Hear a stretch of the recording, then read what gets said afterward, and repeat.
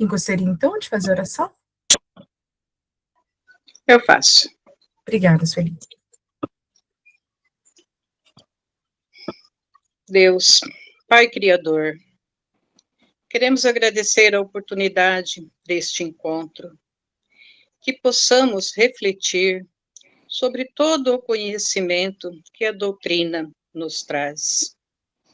Olhe por cada um aqui presente neste grupo, querendo ter mais conhecimento, querendo se melhorar. Pedimos o seu amparo, a sua bênção para cada um de nós, para os nossos lares, para as nossas famílias.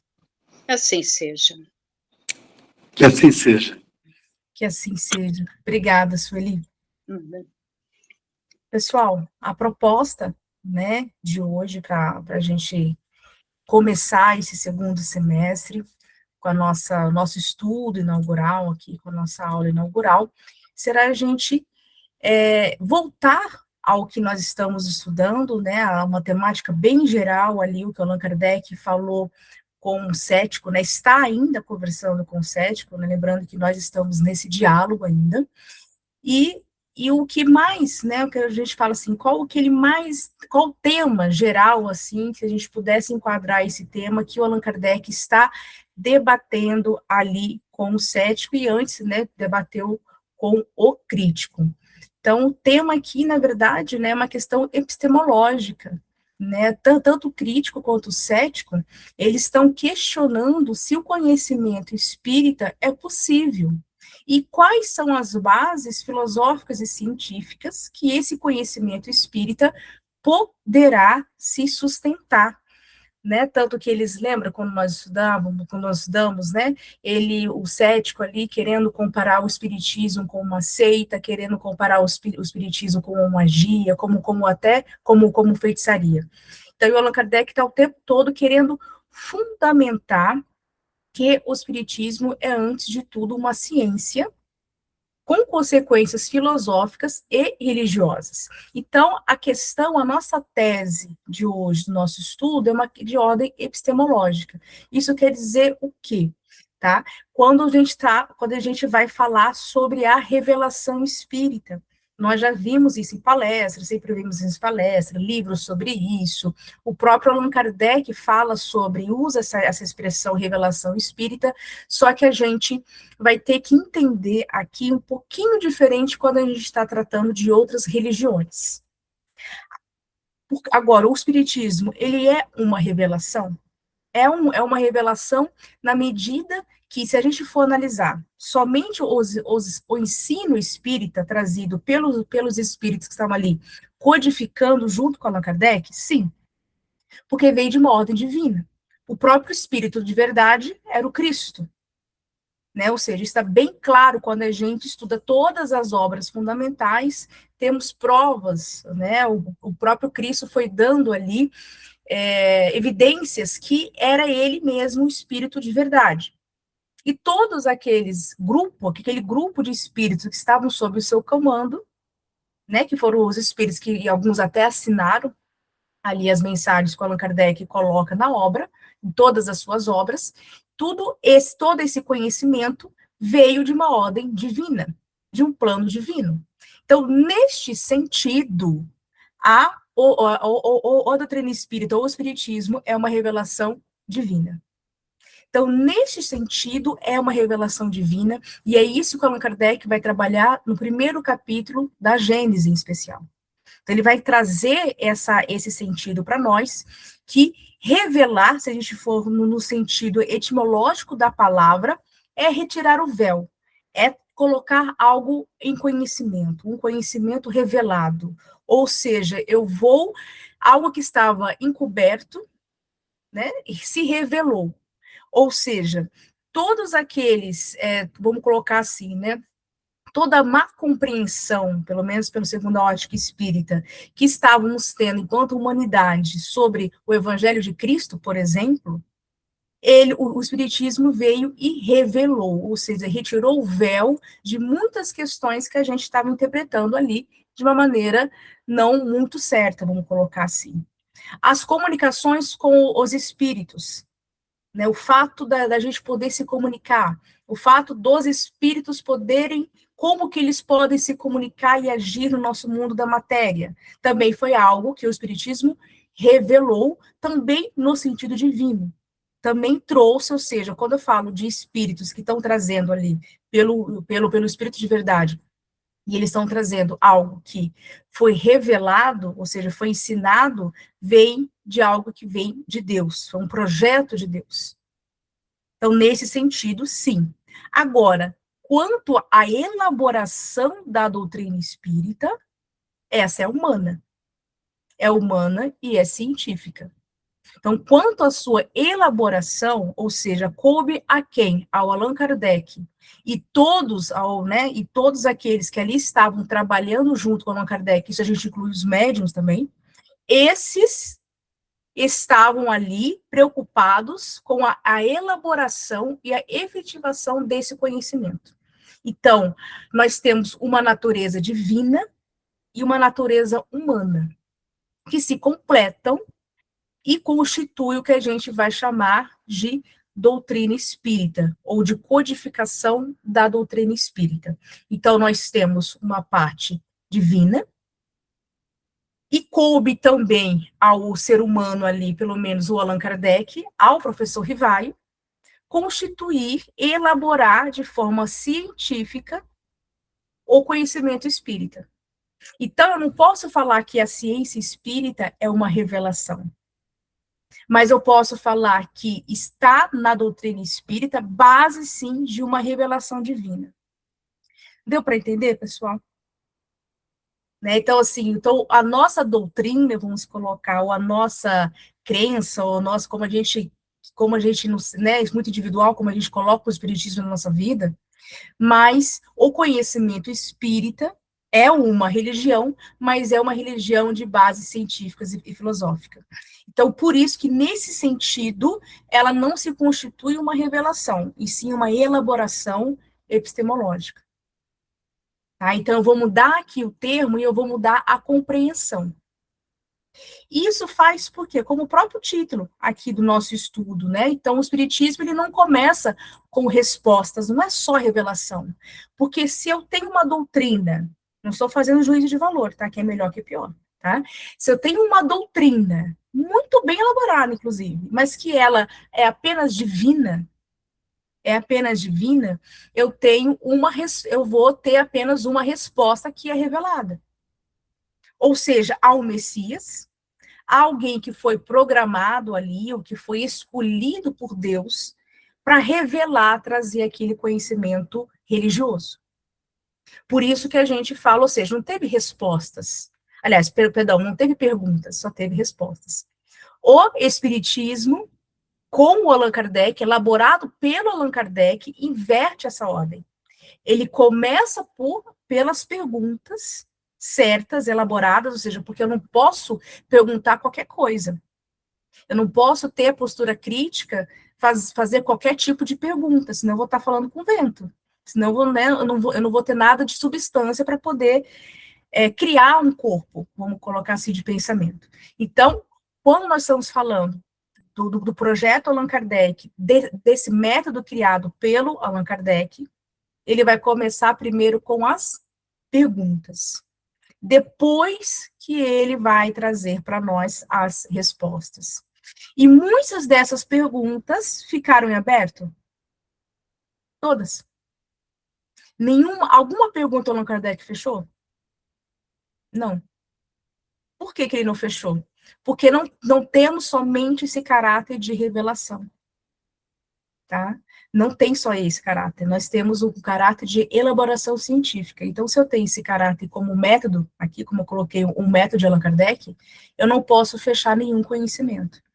E não fechar o conhecimento não quer dizer que eu não tenho bases sólidas, que eu não tenho hipóteses sólidas, que eu não possa fazer nenhum conhecimento, nem extrair nenhum conhecimento dele. Tá certo? Então, por isso que, quando a gente fala do método de Allan Kardec, o que é mais importante, as perguntas ou as respostas? As perguntas. Né? E vamos ver por quê. Por que ele construiu assim? passa pela própria formação dele, antes dele ser o Allan Kardec, né, passa pelo professor Rivaio.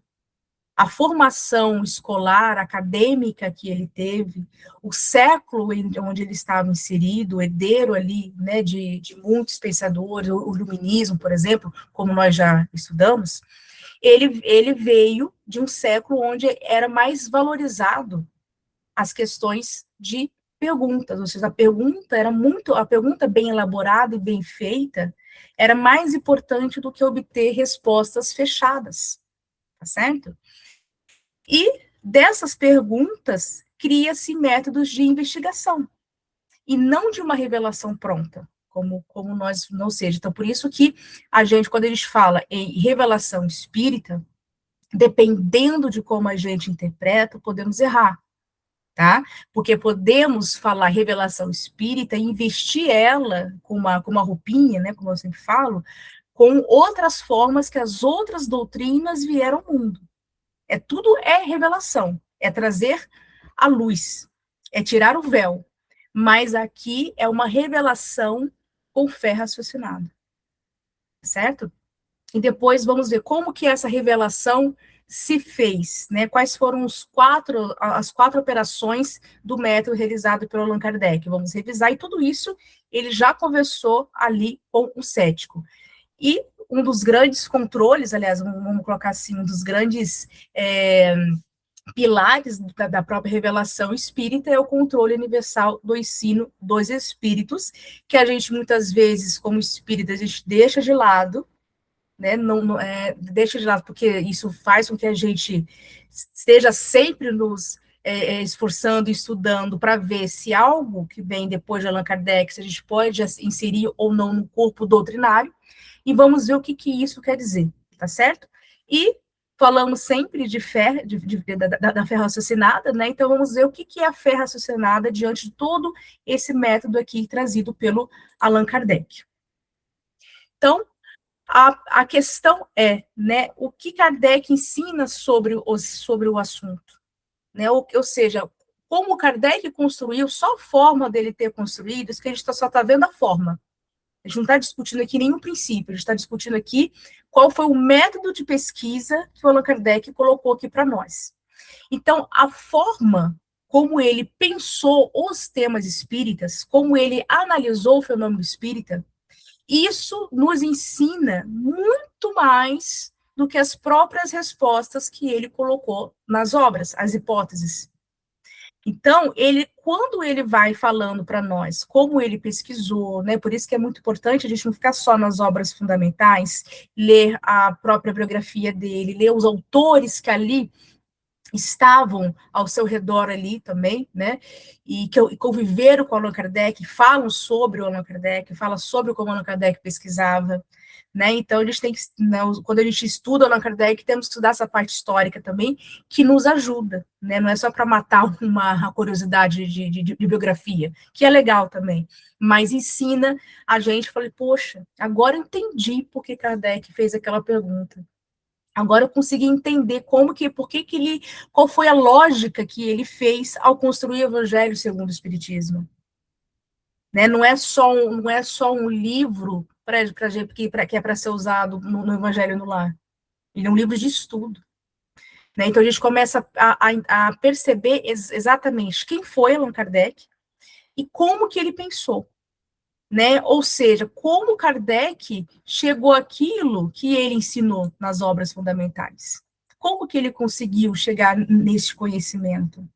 Não é só de forma, vamos colocar assim, a gente pegar a obra, né, ler e aceitar aquilo. Isso me parece lógico, então vou aceitar.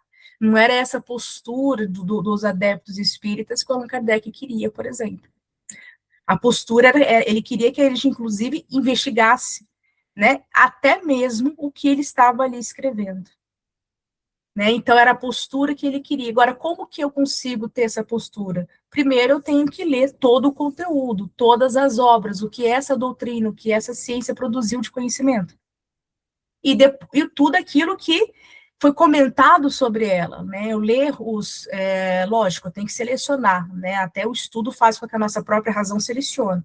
quem são os sérios, os comentadores sérios de Allan Kardec, ou do Espiritismo como um todo, e aqueles que a gente pode colocar de lado, né? Então, quando a gente entende e aprende a forma como Allan Kardec raciocinou, tudo vai ficando mais claro, né? Porque muitas vezes a gente não consegue entender um princípio, não consegue entender uma teoria, ou entende de uma forma muito assim, ou muito enfeitada, ou até mesmo que sai um pouco do que Allan Kardec colocou para nós. A gente faz uma salada, muitas vezes misturamos com outros autores, e uma das formas que a gente tem de fazer isso é sempre estudando o Allan Kardec, né, que é a proposta aqui do nosso grupo, né. Então, quando eu coloquei ele no WhatsApp, né, quando a gente volta, a gente não está voltando só à leitura do livro, né, porque se fosse a leitura do livro, eu podia fazer em casa, todo mundo tem em casa o livro, a gente podia fazer de forma solitária, não é mesmo? Então, aqui, a gente está indo muito além disso, ou seja, é tentar, qual é o nosso grande compromisso aqui?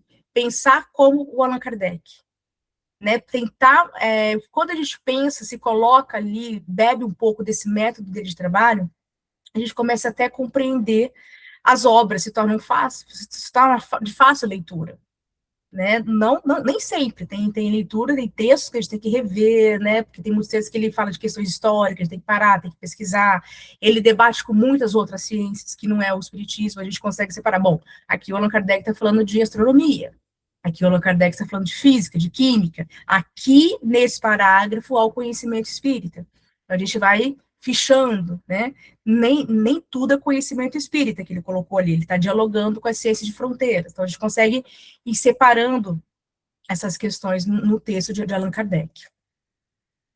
E antes das respostas, né, então o que o Allan Kardec colocou para nós?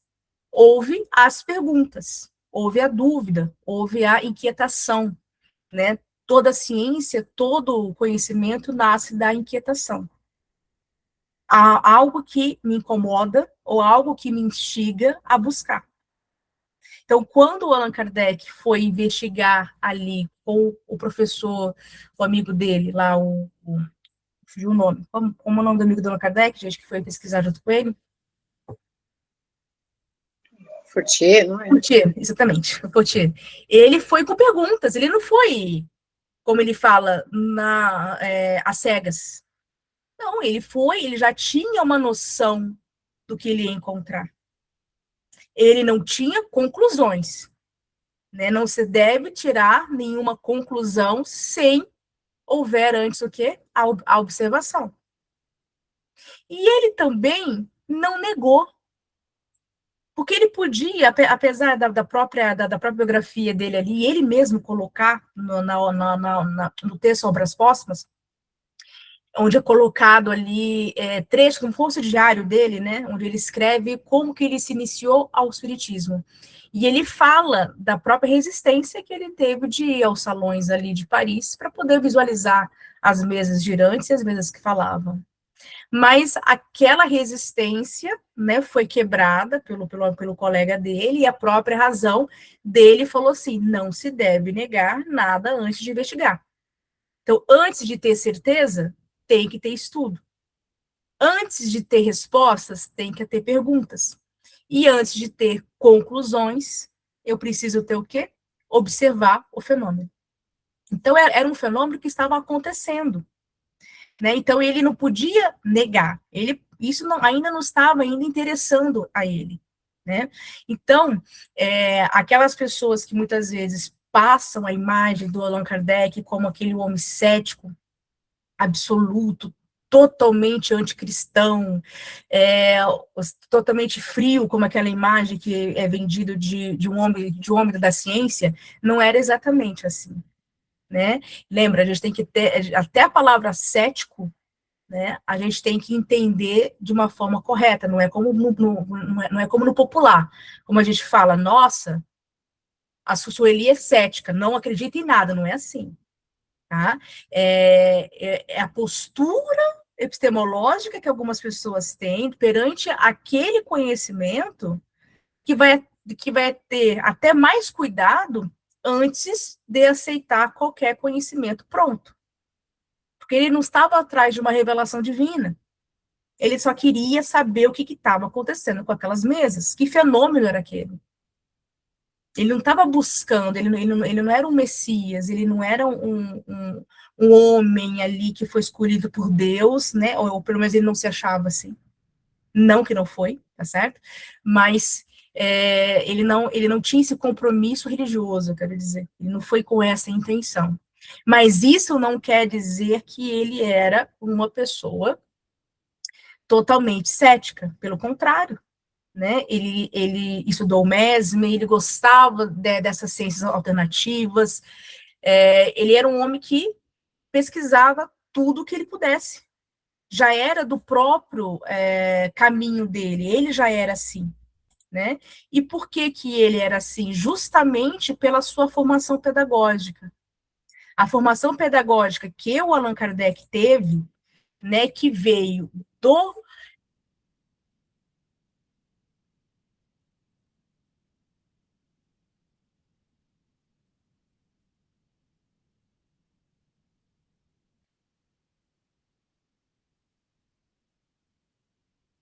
me diz. Então, ele não era essa pessoa como muitas biografias se vendem, tá? Os maiores biógrafos, como a gente pode ter visto, quem leu ali, nós fizemos alguns estudos sobre a biografia na própria obra, que é o Espiritismo, né?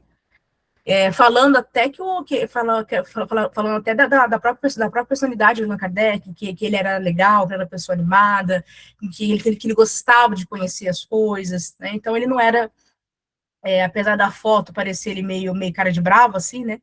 As imagens, mas isso é porque era a forma de fazer a fotografia da época, tá? Era assim. Então, isso não quer dizer que ele era essa pessoa que a gente consegue ver imagens reproduzidas e em poucas fotografias que, infelizmente, nós temos, né? Felizmente, mas infelizmente, porque foram poucas. Então, ele era um homem que tinha essa questão pedagógica, né? Então, desde quando ele era aluno, a grande ciência, o grande ramo do conhecimento que ele já se apaixonou foi a própria educação, a pedagogia. Então, é aquele que nunca vai limitar o conhecimento, pelo contrário, eu vou conectar os conhecimentos, a arte, com a ciência, com as letras, a matemática, né? Então, ele era um homem muito versado, de muitas ciências, de muita formação, que era até muito comum na época dele, e era um homem que gostava de pesquisar, gostava de ir atrás, gostava de formular perguntas, mas não era qualquer pergunta. Né? Então, a posição, né, é como eu vou fazer essas perguntas. É isso que vai me dar mais a validade. E ele herdou isso de quem? Do próprio Pestalozzi, né? Essa observação direta do fenômeno já era ensinado na escola. Eu não vou, ou seja, como que eu vou saber, por exemplo, sobre um fenômeno químico, por exemplo? Eu vou no laboratório, eu preciso ver essa formulação, eu vou manipular aquela química. Então, era baseado nisso, ou seja, eu não vou aprender somente pelas fórmulas, pela fórmula matemática da química ali. Eu vou realmente fazer essa experiência. Então, o Pestalozzi já tinha isso como seu modelo pedagógico, e o Allan Kardec compreendeu muito bem.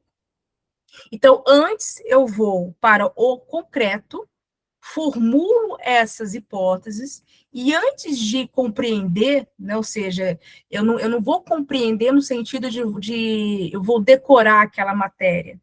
Eu vou realmente transformar isso em educação. Isso vai ter um sentido, isso vai vir para uma transformação e uma formação integral daquele ser humano. Ou seja, tudo isso, todos esses elementos aqui, essas qualidades, o próprio Espiritismo já colocou. Nós conhecemos por quê? Por que nós temos esse conhecimento? Para a nossa evolução, para a nossa formação integral do espírito. Ou seja, todos esses conhecimentos, ou seja, essa plataforma, vamos colocar, de pensamento, não veio de uma revelação divina, veio do próprio Allan Kardec. É lógico que os espíritos ali que estavam se comunicando com Allan Kardec também compartilhavam desse mesmo valor, né? Mas foi o próprio Allan Kardec que atribuiu essa qualidade nas obras fundamentais. Então, nós temos, né, o bom senso do Allan Kardec. O Allan Kardec, inclusive, recebia esse apelido desde a escola de Pestalozzi, desde muito novo, ele recebia o apelido de bom senso, era o bom senso encarnado, justamente porque ele foi um aluno de destaque, né, não foi qualquer pessoa também. E ele tinha essa postura, né, ou seja, nem entusiasmo e nem escárnio, ou seja, eu não vou nem negar 100%, né, e nem vou abraçar isso 100%, sem fazer perguntas, sem pesquisar, sem in loco, sem fazer ciência sobre isso. Então, enquanto uns ali não queriam nem saber das mesas girantes, né, os colegas de ciência falavam que isso era apenas coisa de gente desocupada, que ficava ali no Salão de Paris, e depois o Allan Kardec descobriu que estava, né, quase no mundo inteiro acontecendo esse fenômeno. E também, né, ou seja, em nenhum momento ele também foi ali já cego, né, ele não foi ali, vamos colocar assim, abraçando aquele fenômeno sem fazer nenhuma pesquisa, né, tanto que nas obras póstumas, como quando eu coloquei aqui, né, ele falou assim, olha, até, né, vocês me provarem que a mesa tem cérebro e nervos e pode se expressar, eu ainda vou manter a hipótese que há um efeito inteligente ali por trás. Ou seja, a mesa girante ali é um efeito inteligente. E todo efeito inteligente tem uma causa inteligente. Da onde a gente retira isso, o próprio Allan Kardec fala do axioma de todas as ciências. Né? E ele já coloca isso já desde a primeira parte do livro dos Espíritos, certo? Então, ele começa, né, a gente vê a prudência do próprio Allan Kardec, né? Nem ao céu, nem à terra, né? Ou seja, isso é a postura que ele, ou seja, essa postura já nos ensina e já nos dá um norte muito grande. Quando é lançado, por exemplo, uma obra espírita, não importa o autor, gente, pode ser um colega nosso, pode ser Chico Xavier, Divaldo, um médium, assim, extraordinário, um cientista espírita, né? Não importa, tá? Não importa. A gente tem que ler com muito cuidado. E com essa mesma postura de bom senso aqui. Não é à toa que Allan Kardec escreveu, né? Que a força do espiritismo está no bom senso. Ou seja, quando a gente não se deixa, né, se apaixonar sem pesquisar e nem nega, né, com uma pretensão de falar, não, isso não cabe. Né, então, a gente não pode ter essas duas posturas extremas, porque são posturas que vão ferir aqui a epistemologia que o Allan Kardec colocou, né, e a própria regra aqui que ele colocou de conduta que nós adeptos deveríamos ter. Alguma questão, pessoal? Vocês gostariam de colocar? Algumas perguntas aqui, né, que o Allan Kardec elaborou ali diante da própria observação do fenômeno. Primeiro, não foi só uma vez que ele observou, ele voltou várias vezes, observou sobre várias condições, observou também que algumas mesas eram manipuladas também, havia fraudes no meio do fenômeno espiritual ali que estava acontecendo, e que a gente tinha que separar as duas coisas, e não é porque é a fraude que anula o fenômeno espiritual, foi isso que ele falou para o Sete, como nós estudamos no primeiro semestre, né? Então, esse fenômeno, será que é uma fraude? Será que é uma ilusão? Será que é só efeito do fluido animal? Né? Ou seja, será que só nós que temos essa capacidade de fluido, essa capacidade fluídica, a gente consegue manipular somente com os nossos fluidos? E se há uma inteligência por trás disso? Quem é essa inteligência? O que é essa inteligência? Qual é a natureza dessa inteligência? Até ele chegar no conceito espírito, o espírito é o princípio inteligente da criação, que para nós parece uma resposta simples e muito clara. Olha quantas perguntas, quantas pesquisas vieram antes. até ele chegar nessa premissa, né, ou seja, que a gente vai colocar que é um dos nossos pontos de partida, né, ou seja, a gente não duvida que o espírito é inteligente. A própria experiência material, inclusive, nos dá evidência sobre isso. Né? Então, até ele chegar no que é esse espírito, como que ele vive, quais são as leis que o regem, ele foi fazendo essas perguntas iniciais. Então, o essencial aqui não foram assim todas as respostas que ele teve. É que o Allan Kardec ele foi inteligente o suficiente, preparado o suficiente para fazer as perguntas certas. Quando ele fez as perguntas certas e sérias, aí sim os espíritos que estavam ali sob o comando do Espírito de Verdade, inclusive o Espírito de Verdade, que a gente coloca como Cristo, veio e respondeu. Se não fosse perguntas sérias, se não fosse perguntas e fossem espíritos que não confiassem na grande bagagem que o Allan Kardec tinha, eles não iam se dar nenhum trabalho, né? Os espíritos que estão, são realmente espíritos de luzes, né? Então, eles não iam perder o tempo deles. Então, portanto, por isso que nós chegamos nessa premissa, né? Nós temos uma investigação, não uma revelação pronta. Até porque foi construído, né, ao longo de todas as obras fundamentais, o Allan Kardec construiu o Espiritismo. Por isso que nós não podemos falar que o Allan Kardec foi um profeta, que ele fundou, né, que ele foi um intérprete e o único intérprete, aquilo que trouxe algo que foi apenas da vontade divina, que foi um médium, né? Então nós não podemos ter essa postura, não vamos encarar essa postura, encarar o Allan Kardec com essas qualidades, né? Como é que nós devemos encarar o Allan Kardec? É lógico que a gente deve muito a ele, sem ele o espiritismo como nós temos hoje não iria, né, a gente não teria essa grande marca que ele teve, né, o preparo espiritual que ele teve, o esforço que ele teve, né, de ordenar, de coordenar, de sistematizar todo o conhecimento espírita. É lógico que a gente deve isso, e devemos sempre celebrar isso, como a gente faz aqui toda segunda-feira, né, e vamos fazer isso agora no mês Kardec, vamos ter no Centro Espírita, nosso lar, em outubro.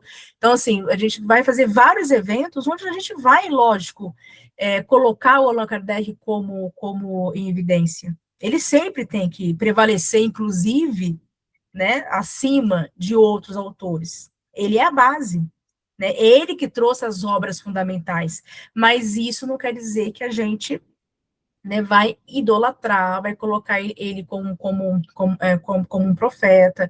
E isso se estende também, pessoal, aos médiuns, tá? Esses médiuns famosos também. A gente não pode ter essa postura, a gente pode, lógico, podemos ser fãs, podemos tê-los como exemplos, e são exemplos de fato, né? Mas eles não são eles não são seres privilegiados, tá? Eles estão ali numa posição de educadores também, de guias, de modelo, como o próprio Cristo. Eles vêm trazer uma missão, aliás, exercer uma missão da qual a gente se espelha, da qual eles também são várias escolas ali também, cada um. Mas a gente não pode ter essa postura, né, que muitos têm de idolatrar, né? Porque quando eu idolatro alguém, eu não questiono. Esse alguém fica crítico para mim. Tá? E não podemos fazer isso. Por exemplo, adoro Herculano Pires. Vocês já perceberam? Adoro Herculano Pires. Mas tem coisas no Herculano Pires que ele contradiz Allan Kardec. Você tem noção, um homem como Herculano Pires, que foi considerado o Kardec brasileiro, ele ali interpretou uma coisa que o Leon Denis colocou, ou seja, ele cometeu um erro ali. É um parágrafo, mas que muda toda a gênese espiritual. Né? Então, assim, ou seja, imagina se a gente fosse reproduzir, sim, agora, o fato dele ter, entre aspas, ali, errado, ter colocado ali, isso desqualifica o projeto que ele colocou para nós, o Herculano Pires? Obviamente que não. Agora, no Allan Kardec, a gente ainda não encontrou, né?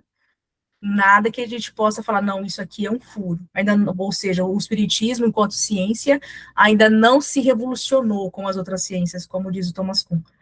Não revolucionou, não tem, ou seja, ainda estamos com o mesmo paradigma, ainda estamos sobre as mesmas questões.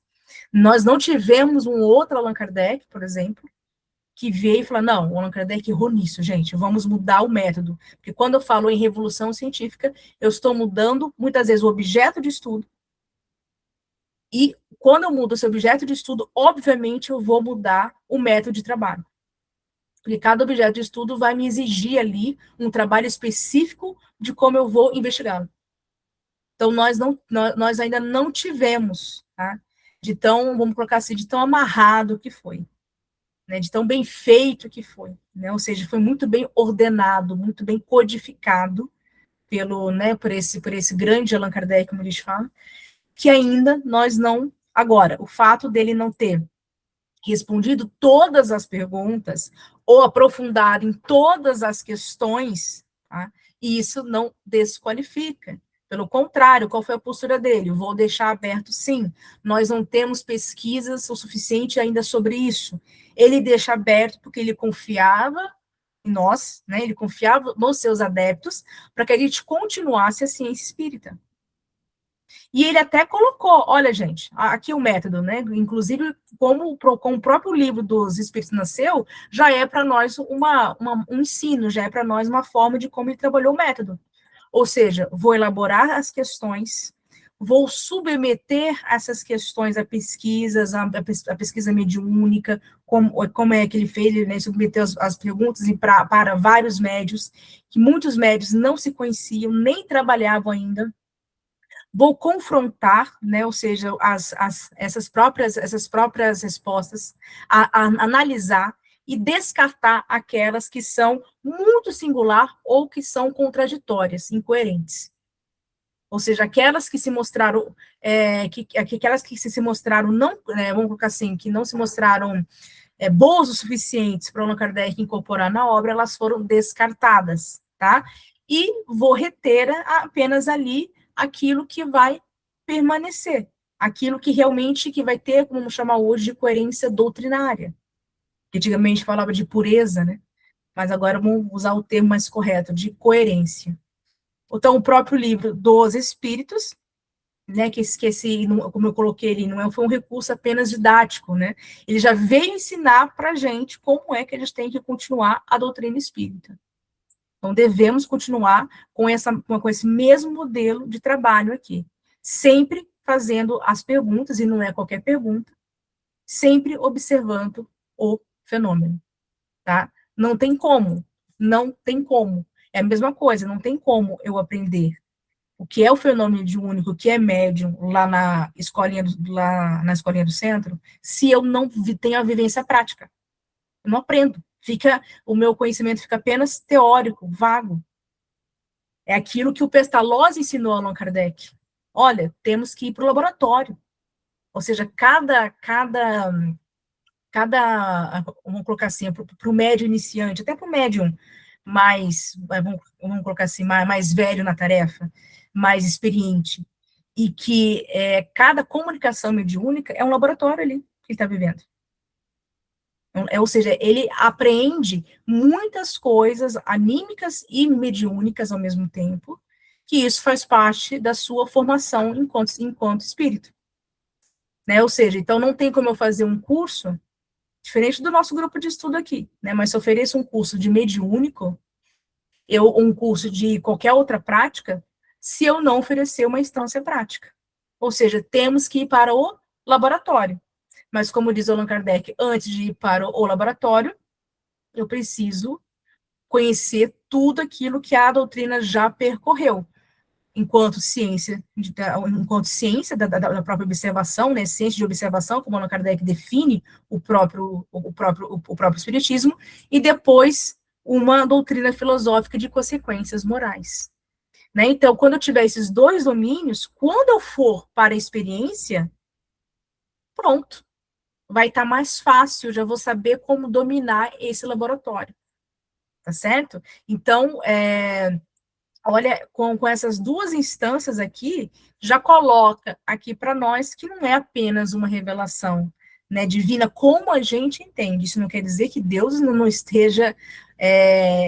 Deus é a inteligência máxima que nós temos. É lógico que ele está governando tudo, tá? Mas ele colocou os homens aqui para trabalhar também. Né? Ou seja, depende, ele não deu de mão beijada, ó, tá aqui todo o conhecimento. Não, vocês vão construir também. Vocês também vão pensar, também vão fazer ciência, vão fazer filosofia, vão fazer conhecimento.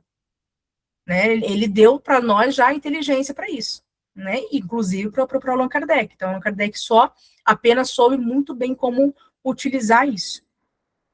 E antes, né, antes dele afirmar qualquer coisa, né, antes de concluir, por isso que eu falei, Allan Kardec nunca fechou nada, né? Antes de concluir algo, ele sempre colocou todos os seus princípios, todas as suas teorias sob revisão. Né? Então, ele inclusive queria que fizéssemos essa revisão, coisa que está acontecendo, mas está muito embrionário ainda. Está muito. Não está como a gente. Ainda, como ele esperava, provavelmente. Pode falar, Oswaldo. Boa noite. Boa noite a todos. Então, eu acho que essa é uma das grandes riquezas da doutrina, né? Que ela está em construção. Não é uma ideia estanque, né? Então, fica muito claro que, não só em função da ciência, mas em função da compreensão, que muitas coisas nós não temos nem ferramenta neurológica para entender. Então, conforme a gente vai evoluindo e se melhorando, a doutrina acompanha isso, né? Então, acompanha a ciência, o melhoramento nosso. Então, isso é belíssimo. É belíssimo. É uma apreensão em conjunto, ao mesmo tempo. Né? O conhecimento não é estanque, é o que o Pestalozzi queria. Né? Pestalozzi, Rousseau, toda essa galera aí.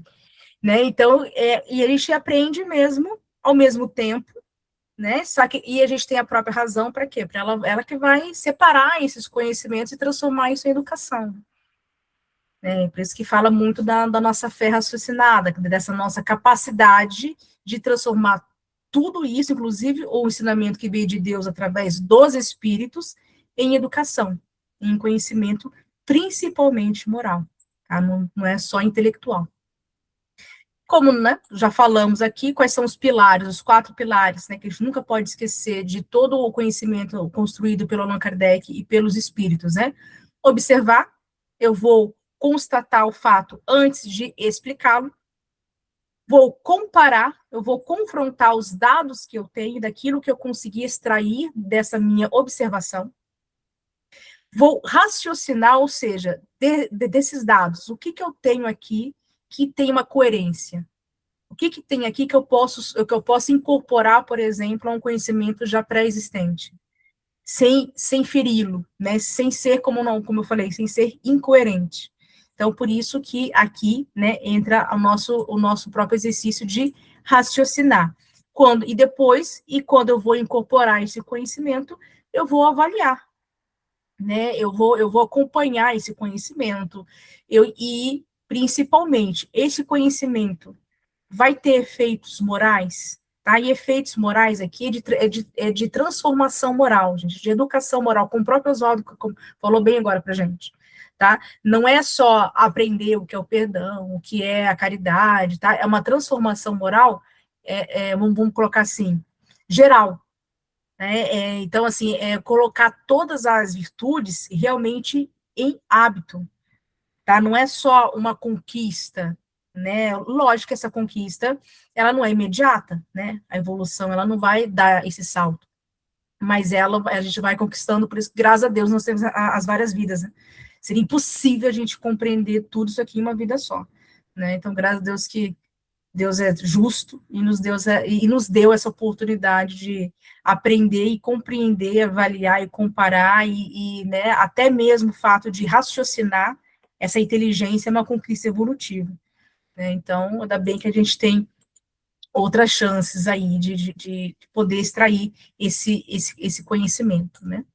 E antes de explicar, né, agora explicando mais ou menos aqui cada passo, antes de explicar, eu vou constatar, eu vou realmente ver se aquilo tem uma validade, se aquilo não vai, se ele vai ser um conhecimento que vai contrariar um princípio básico, né? Então, isso é muito importante. Só que como que eu vou saber isso? Eu tenho que conhecer todos os princípios, eu tenho que conhecer todas as obras fundamentais em um sentido amplo, geral e muitas vezes específico, dependendo do assunto que eu estou comparando ali, tá? Então, eu preciso realmente, antes de aceitar, né, qualquer coisa que possa conter um erro ali, tá? Então, isso é muito sério, tá? Numa época onde a gente está, assim, imerso em vários conhecimentos ditos espíritas, a gente precisa estar com esse bom senso aqui, com esse senso crítico bem afinado. Comparar, né, os dados, né, ou seja, nunca vou levar um conhecimento apenas com uma comunicação mediúnica, com uma revelação, né, ou seja, como o próprio Allan Kardec colocou, né, ele submetia as questões, as pesquisas aos vários médios, né, até 57, 10 médios, e 57 adiante, isso perdeu a noção de quantos médios foram trabalhar para ele, que se inscreveram, que foram atrás do Allan Kardec. Então, assim, ele teve muito mais chance, né? Não é à toa que o próprio livro dos Espíritos se modificou, né? De 501 perguntas a 1019, né? Perguntas. Então, olha quanta coisa, né? Então, isso quer dizer o quê? Também é trabalho dos médios. Eles, né, o Allan Kardec teve mais massa de trabalho também. E mais tempo, aliás, muito mais trabalho para ele poder comparar também, e fazer esse exercício, esse exame, né? Ele examinou cada mensagem. Então, como aquela cena do filme, ou aquelas imagens que está o Allan Kardec debruçado em muitas cartas, em muitos textos, pode ter certeza que é desses exames aqui. Ele examinava e lia, junto com a sua esposa Gabi, que ajudava ele nessa função também, ali na sala dele, né, as comunicações mediúnicas eram feitas às terças-feiras, logo depois os exames já eram feitos, porque ele tinha, pelo regimento ali do grupo, depois, quando foi para a sede lá mesmo, quando saiu da sala dele, que não dava espaço físico, né, ele fez realmente o plano dele de trabalho, né, ele fala, olha, em uma semana, nós temos uma semana para examinar todas as mensagens que foram ditas e produzidas naquele dia, para não acumular trabalho, para ver como ele era rígido também, né? Senão, imagina, ia acumular, né, trabalho e ele ia ver, né? E ele fazia isso, né, com a ajuda da esposa dele. Isso, gente, sem inteligência artificial, sem Google, sem nada, fazendo para ele, é só a inteligência dele, né, e da esposa e, logicamente, ali da equipe espiritual que estava ali inspirando, né, não é só ele. E a preocupação, a grande bandeira, e a grande preocupação que o Allan Kardec tinha, não só o professor Rivai, o projeto Allan Kardec, era trazer para nós ensinos que tivessem compromisso com a nossa educação moral. Então, não posso falar de espiritismo sem isso. Não posso separar o espiritismo dessa instância moral. Não tem como.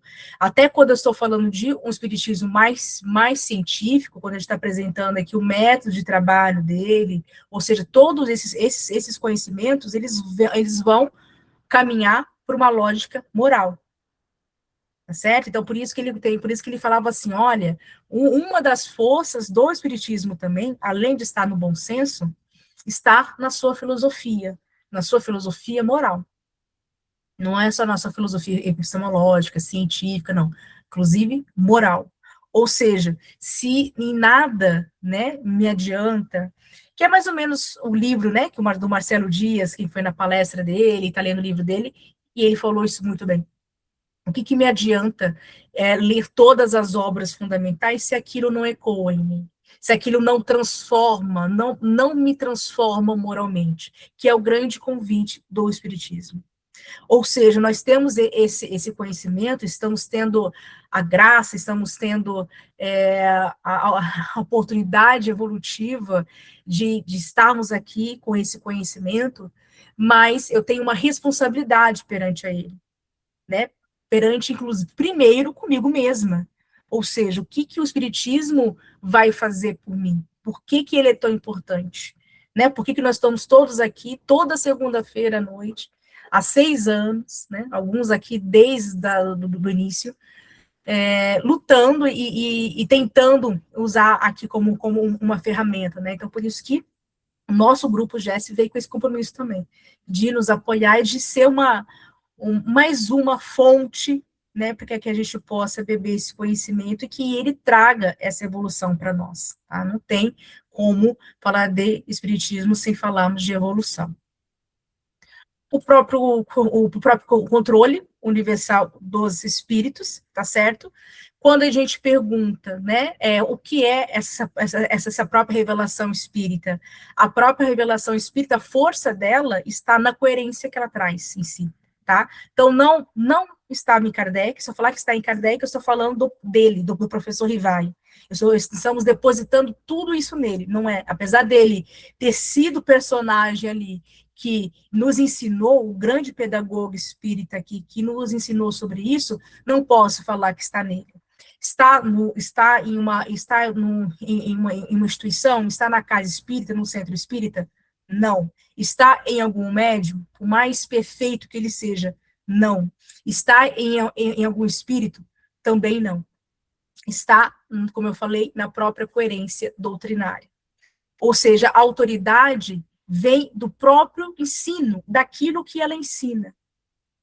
O que ela ensina é tão lógico, é tão bonito, como o Oswaldo colocou, diz tanto sobre nós, responde tantas questões humanas, que tudo isso é tão coerente e se amarra tão perfeito, que está aí a autoridade dela, a coerência dela. Então, qualquer conhecimento que vier e vá ferir essa coerência, tem que ser avaliada e analisada com todo esse método aí que o Allan Kardec já passou para a gente. Né? Ou seja, como você fala, a gente não precisa inventar a roda, já está inventada, é só seguir. Né? É só seguir esse método, tá certo? As consequências, né, como nós falamos, o espiritismo, obviamente, não pertence ao Allan Kardec, né, essa postura que muitos nós temos de poder colocar ele como, ele é a figura máxima, mas é a postura que nós temos que ter perante ele, não é como esse Messias, não era nem assim, ele mesmo fala, né, não é nem assim. Aliás, nem o próprio Cristo, né, qual foi o único título que o Cristo aceitou? O único adjetivo que ele aceitou? Aliás, de autoridade, na grande humildade, obviamente, que ele tinha, foi de mestre, era o único, de Messias, né, ele não negava nem que não era, mas também não se intitulava assim. Nem dizia que era bom. E nem dizia, exatamente. Ele falava, é meu pai que está ensinando, né, vem do meu pai a palavra, o evangelho. Ou seja, essa mesma postura, se nem com Cristo, gente, nós espíritas devemos ter essa postura, e isso não quer dizer que é amar menos, que é ser frio, não. Devemos amar Allan Kardec, devemos amar Cristo, devemos amar Deus, mas é amar com uma certa coerência, tá? Não é com essa postura, é tê-los realmente como mestres. Que só lembrar do próprio Cristo. Qual foi o único título que ele aceitou e ele se intitulou? Mestre. E é o grande guia e modelo. O que é um grande guia e modelo? Um professor. O professor não é um guia e modelo para nós? É a mesma coisa. O Allan Kardec aqui, lógico, cada um com o seu compromisso reencarnatório aqui, eles não deixam de ser mestres para nós. O Allan Kardec, inclusive, pedagogo, né? E, né, tendo já trazendo esse título acadêmico para ele. Pessoal, alguma questão vocês gostariam de colocar?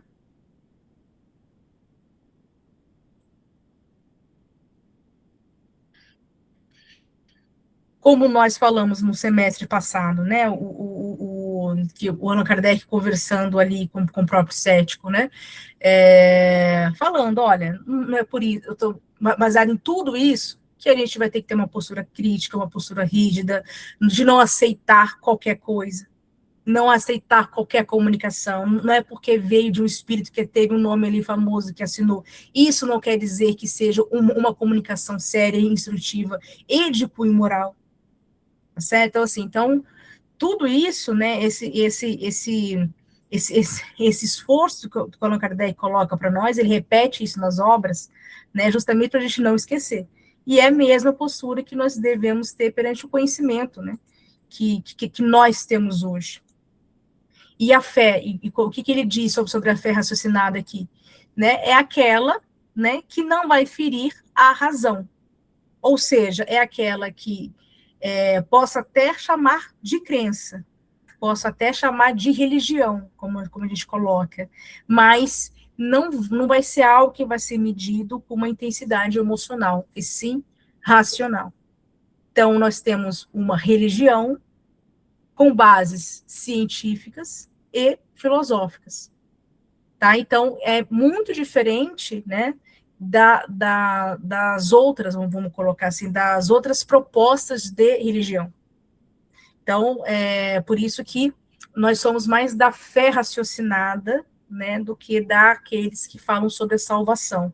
A gente fala sobre evolução, né? Então, a nossa compreensão eu sou um espírito que estou evoluindo, vou aumentando essa minha compreensão e reelaborando melhor essa fé raciocinada, perante a todos os ensinos que os espíritos nos colocaram. Tá? Então, essa fé raciocinada fala que eu não tenho que ter essa postura totalmente incrédula, né? Ou seja, não aceitar nada, não ler nada aquilo que vê após Allan Kardec, que também isso é incoerente, a não aceitar nenhum autor espiritual, que também isso é uma postura totalmente fechada, fere os postulados de Kardec, e também não aceitar tudo, né, de forma dogmática, né, ver os médiuns, por exemplo, como a gente fala, como santos, como seres angelicais, mesmo a gente não falando isso, mas adotamos uma postura meio dogmática, principalmente aqui no nosso país. E algumas perguntas coloquei aqui, né, algumas perguntas que a gente poderia fazer, né, antes da gente acreditar em qualquer mensagem, em qualquer livro, né, em que se apoia esse livro, qual é a origem, quais são os princípios ali que ele está dialogando com Allan Kardec, vou em Allan Kardec, por exemplo, vou tentar fazer, lembra, ele falou fazer as comparações, o que esse autor fala e o que Allan Kardec fala. Às vezes bate, às vezes não bate, né? Às vezes falam as mesmas coisas de formas diferentes. Então, tudo isso eu preciso passar por esse crivo. E depois fazer essa pergunta final. Mesmo tendo algumas diferenças, tem uma harmonia geral com aquilo que as obras fundamentais me colocou? Sim. Se a gente responder sim, né, mesmo tendo algumas incoerências ou algumas coisas bem específicas, isso não vai ferir a obra.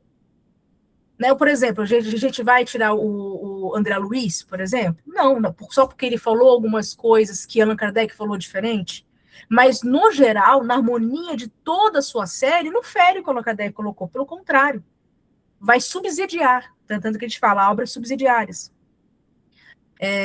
O que o Herculano Pires falou em um parágrafo, só porque ele leu ou interpretou mal, ou foi até a editora que colocou errado, também tem isso também. A gente vai excluir o Herculano Pires, o grande pedagogo espírita brasileiro? Também não. Agora, se eu tenho um autor que ele praticamente, a gente não consegue responder sim, não há uma harmonia, uma harmonia com todo esse corpo aqui que o Allan Kardec colocou para a gente, aí esse sim, vai para revisão, e vai trabalhar mais, né? Alguma coisa está errada, a gente não vai incorporar, tá? Então, com a grande premissa, né, que a gente vai tirar do nosso estudo de hoje, antes de ensinar, né, o que pensar, o Allan Kardec ensinou para a gente como pensar. E quando a gente começa a pensar como Allan Kardec, e usar o próprio método que ele ensinou, quando a gente vai ler o texto, quando a gente vai ouvir uma palestra, que seja, a gente começa a ter um compromisso maior com aquilo que a gente assume aqui no nosso grupo de estudo, que é ler, estudar e viver as obras fundamentais de Allan Kardec. Então, a pergunta ali, as perguntas têm mais peso que as respostas? Sim. Agora, não é qualquer pergunta, eu tenho que aprender a como perguntar e a como pensar. Então, que essas premissas que nós colocamos aqui, essa pequena aula que tivemos aqui sobre Allan Kardec, possa nos inspirar para que a gente possa seguir até dezembro com a nossa obra, o que é o Espiritismo. Certo, pessoal? Alguma questão que vocês gostariam de colocar?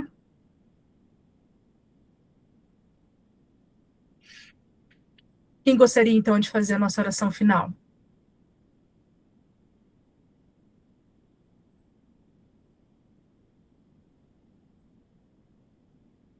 Você faz para nós, então, Oswaldo, por gentileza? Eu tinha visto ali que a Brenda levantou a mão. Eu não estou vendo. Então faz, Brenda, por favor. Se vocês não abriram o áudio, eu não estou vendo. Não, é brincadeira, eu estou apontando ela. Estou levantando o palco, entendi. Entendeu? Mas Por eu isso que eu sugeri tinha ela visto. acertou. Ótimo. Por favor, querido. Certo. Então, vamos lá. Vamos elevar os nossos pensamentos e agradecer pela aula de hoje, pela oportunidade de estarmos juntos, pela oportunidade de termos esclarecimento sobre a doutrina, e principalmente por nossa encarnação, por nosso aprendizado, por essa oportunidade de aprendermos e aplicarmos e evoluirmos. Que tenhamos uma boa semana, agradecemos a todos os nossos amigos, encarnados, desencarnados, e principalmente ao nosso grande mestre, Jesus, que sempre está do nosso lado. Que assim seja. Que assim seja. Obrigada, Brenda, pela oração. Pessoal, muito obrigada pela participação de todos. Até a semana que vem, que já retorna o nosso livro, como está na nossa programação ali. Boa noite a todos. Boa noite. Boa noite a todos. Boa noite, obrigada, Ana.